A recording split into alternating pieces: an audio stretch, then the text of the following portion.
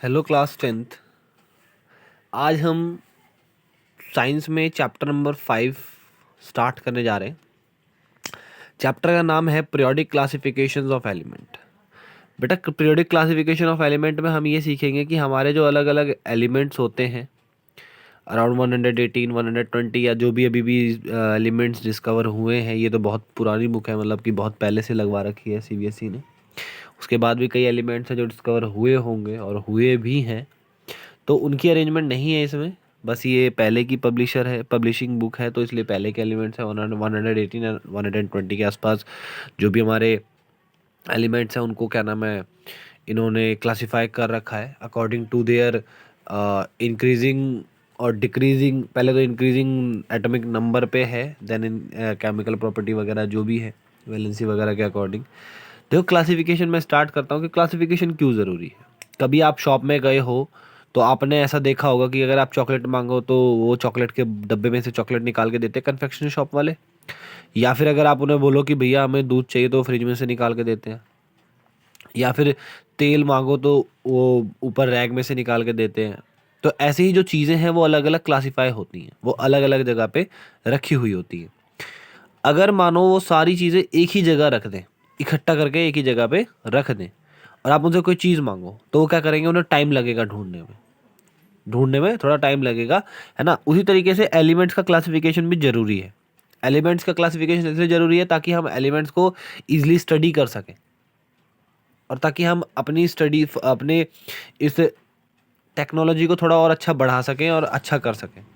ठीक है, तो इसी में कुछ जो बुक में हमारे हैं, और आपको मैं बता चुका हूँ कि जो साइंस होती है, साइंस में हमें हमारी बुक में वही चीज़ होती है जिनका थ्योरी और प्रैक्टिकल मैच होता है, वही चीज़ें क्या नाम है वैलिड होती हैं।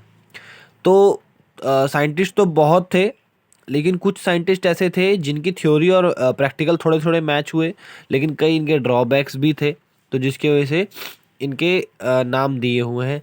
जैसे एक हो जाता है हमारे, पहले बात करता हूँ डोबेरॉयनर। डॉबरॉयनर एक साइंटिस्ट थे, ठीक है, जर्मन साइंटिस्ट थे, केमिस्ट थे, केमिस्ट्रियन थे, केमिस्ट्री को बहुत अच्छे से डील करते थे ये। इन्होंने एक लॉ दिया था जिसका नाम था डॉबरॉयनर ट्रेड। डॉबरॉयनर ट्रेड में बेटा क्या था कि मानो हमारा कोई एलिमेंट ए है, बी है और सी है, और उसका एटॉमिक मास है कोई जो भी है, जो एटॉमिक मास होता था वो ए का और बी का अगर हम सम करते थे ना, ए और बी का जब सम करते थे उसका एवरेज निकालते थे तो वो बी के अप्रोक्स आता था, के अकॉर्डिंग लगभग आता था। ठीक है ना। जैसे कि हमारे कुछ एलिमेंट हो गए, lithium, sodium, potassium, calcium, strontium, ब्रामियम, बैरियम, क्लोरीन, ब्रोमीन, आयोडीन। ठीक है, जैसे मैं क्लोरीन, ब्रोमीन, आयोडीन का लेता हूँ, इनका अगर हम सम करेंगे 35 का और 126 का, ये आएगा अराउंड 161। और जब हम 161 का हाफ करते हैं 161 का, तो ये अराउंड आता है 80, तो वही 79.5 आ जाता है। ठीक है, तो वही कहा जाता है कि जो पहले एलिमेंट और तीसरे एलिमेंट का जो एवरेज होता है वो हमारा दूसरा एलिमेंट का एटॉमिक मास होता है। ये हमारा डोबरॉयनर ट्रेड में दिया था, और डोबरॉयनर ट्रेड ने बस इतना ही हमें बताया था इन 9 एलिमेंट्स के बारे में, और एलिमेंट्स उस टाइम बहुत सारे थे। ठीक है, जैसे कि यहाँ पे मैं एक और देख लूँ, क्रोमियम, बैरियम और स्ट्रोंडियम। इसमें क्या होता है कि अगर आप इन दोनों का ऐड करोगे तो यहाँ पे इसका जो एवरेज आएगा वो इसके अप्रॉक्स आएगा, और इसमें भी ऐसा ही होगा। अगला आता है हमारा Newland law of octet. Newland law of octet ने क्या बोला था बेटा कि हमारे एक म्यूज़िक नोट है, मैं इसके ड्रॉबैक्स भी आपको नोट्स में लिख के दे दूंगा। ठीक है, ये था हमारा न्यूलैंड लॉ ऑफ ऑक्टेट ने क्या बोला था कि जो म्यूजिक नोट होते हैं जैसे कि सा रे गा मा पा धा नी देन सा, मतलब कि पहले एलिमेंट का जो प्रॉपर्टी है वो सिमिलर होगी रिपीटेड एट्थ एलिमेंट के, मतलब कि सातवें एलिमेंट के बाद जो आठवां एलिमेंट आएगा कहीं से भी, वो प्रॉपर्टी होगी पहले वाली प्रॉपर्टी के सेम लगभग। जैसे कि यहाँ से 7 8 मानूँ तो 1 2 3 4 5 6 7 8। तो लिथियम और सोडियम की जो प्रॉपर्टी होगी लगभग लगभग सेम होगी, इसलिए इनको देखो ग्रुप्स में भी बांटा गया है।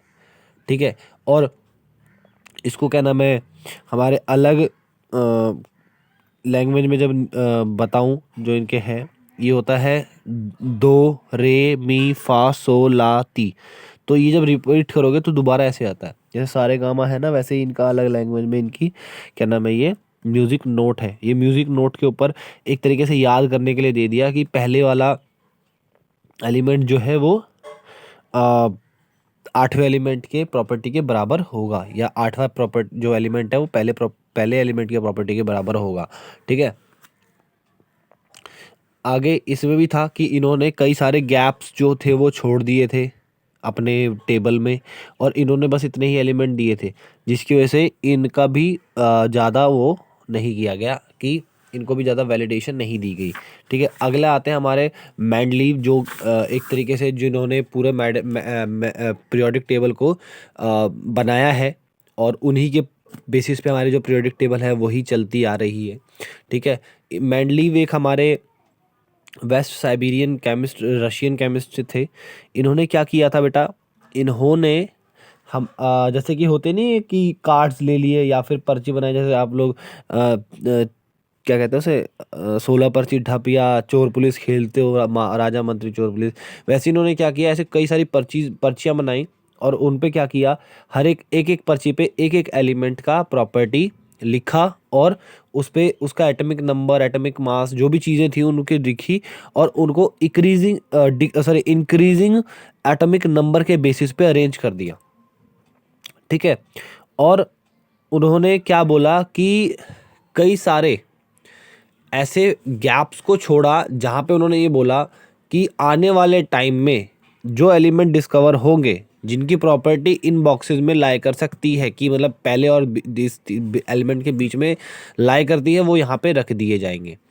और कई सारे एलिमेंट ऐसे थे जिनका इंक्रीजिंग ऑर्डर में एलिमेंट्स को पहले रख दिया गया, और बाद में डिक्रीजिंग एटॉमिक मास या एटॉमिक नंबर को रखा गया है, ताकि उनको बैलेंस रख सकें, और उनकी एलिमेंट की प्रॉपर्टी, क्योंकि इसमें केमिकल प्रॉपर्टी, फिजिकल प्रॉपर्टी भी उन्होंने थोड़ी बहुत देखी थी। ठीक है, उन्होंने क्या बोला था कि अगर, और उन्होंने क्या उस टाइम तक कितने ग्रुप और कितने पीरियड्स को डिस्कवर किया था, उन्होंने क्या नाम है, 8 ग्रुप, ठीक है, और 6 पीरियड को उन्होंने डिस्कवर किया था। उन्होंने इस तरीके की टेबल बनाई थी, जिसमें ये बोला था कि जो पहला ग्रुप है अगर उसका ऑक्सीजन के साथ रिएक्शन होगा वो R2O बनेगा। मतलब ये R मतलब क्या है, ये एलिमेंट, आर की जगह एच आ सकता है, Li भी आ सकता है, Na भी आ सकता है, K भी आ सकता है, R भी आ सकता है, CS भी आ सकता है। ठीक है ना, तो हाइड्रोजन के साथ भी दिया है इन्होंने, ऑक्सीजन के साथ भी रिएक्शन दी हुई है। देखो हर बॉक्सेज में हर हर ग्रुप के कि जो जो पीरियड जो ग्रुप हैं, ग्रुप में जो एलिमेंट्स हैं हमारे, वो इसमें किस तरीके से रखे जाएंगे। तो मेंडलीव ने 8 ग्रुप और 6 पीरियड्स के बारे में बताया था, डिस्कवर कर एलिमेंट्स को अरेंज करके हमें अच्छे से बताया था। ठीक है, इसके बाद इन्होंने आगे नहीं बोला था कि आगे कोई एलिमेंट, और इन्होंने ये भी बोला था, और एक चीज़ और, हाँ, कि इन्होंने जो एलिमेंट हाइड्रोजन है, हाइड्रोजन है एलिमेंट, उसको सही से प्लेस नहीं किया था, और वो मैं बताऊंगा मॉडर्न पीरियोडिक टेबल में। अब मॉडर्न पीरियोडिक टेबल में क्या हुआ था कि साइंटिस्ट ने सबसे ज़्यादा मेथड इन्हीं का देखा, कि सबसे ज़्यादा प्रॉपर्टीज़ जो है वो इन्हीं के बेसिस पे एलिमेंट सही से रखे गए हैं, मतलब कि सही अरेंजमेंट लगभग लगभग मेंडलीव ने ही की है। तो उन्होंने क्या किया, पीरियोडिक टेबल को अच्छे से क्या नाम है वर्क स्टडी करा, और उन्होंने क्या किया कि उन्होंने ये क्या किया कि जो एलिमेंट्स नए तरीके से डिस्कवर हुए उनको मेंडलीव के उस पे क्लासिफिकेशन पे ही रख दिया।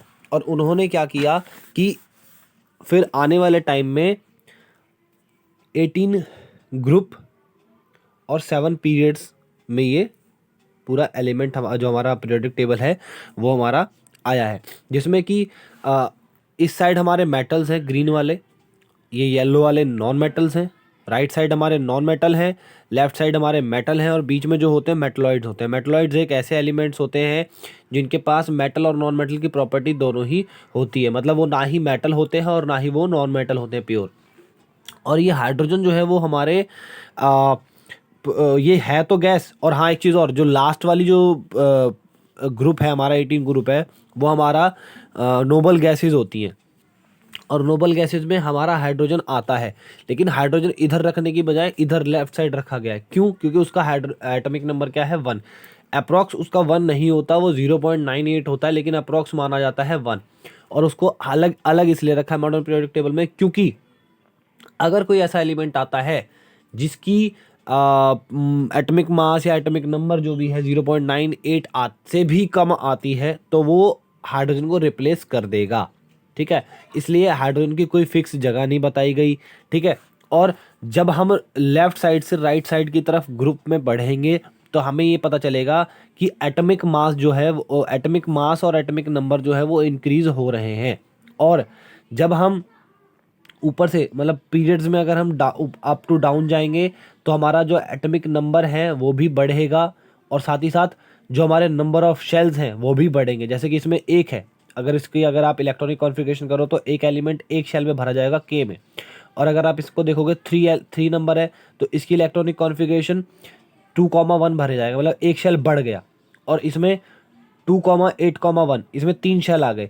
तो ऐसे ही जब हम नीचे डाउन साइड जाते रहेंगे, एक तो एटॉमिक नंबर बढ़ता रहेगा और ऊपर से शेल बढ़ता रहेगा, जिसकी वजह से उसका जो एटम है वो छोटा होता रहेगा। ठीक है, increasing the shell decreasing the atomic size. Okay, और राइट साइड जब बढ़ेंगे तो हमारे जो एलिमेंट हैं उसमें एटॉमिक नंबर बढ़ेंगे। ठीक है, ये समझ में आ गया। और कुछ ऐसे एलिमेंट थे जिसे हम लैंथोनॉइड्स और एक्टिनॉइड्स कहते हैं, ये हमारे एक अलग एलिमेंट्स होते हैं। और साथ ही साथ इसमें कई सारे एलिमेंट ऐसे हैं बेटा जिनके एटॉमिक मास पहले लिखे हैं जो बढ़ गए हैं, और वो लिखे हैं बाद में जिनके थोड़े कम हैं। इनमें से मेरे को देखना पड़ेगा, एक मिनट में देख लेता हूँ। अब इसमें मिल नहीं रहा है मेरे को, इसमें ना एक बार ढंग से देखना पड़ेगा। ठीक है, चलो ये तो समझ में आ गया, एक बार देख लीजिएगा आप। मॉडर्न पीरियोडिक टेबल में जो है पोजीशन बताई है वो सारी चीज़ें इस तरीके से दी हैं। Metallic property, non metallic property सही से डिफाइन कर दी गई हैं, और ये चैप्टर नंबर 5 हमारा यहीं पे फिनिश होता है। इसको एक बार आप रीड आउट कर लीजिएगा। मैंने इसको आपको हिंदी में जो भी चीज़ें थी सारी इसके अंदर डीपली जो दी थी मैंने सारी चीज़ें आपको समझा दी हैं। Thank you, all the best, stay home, stay safe.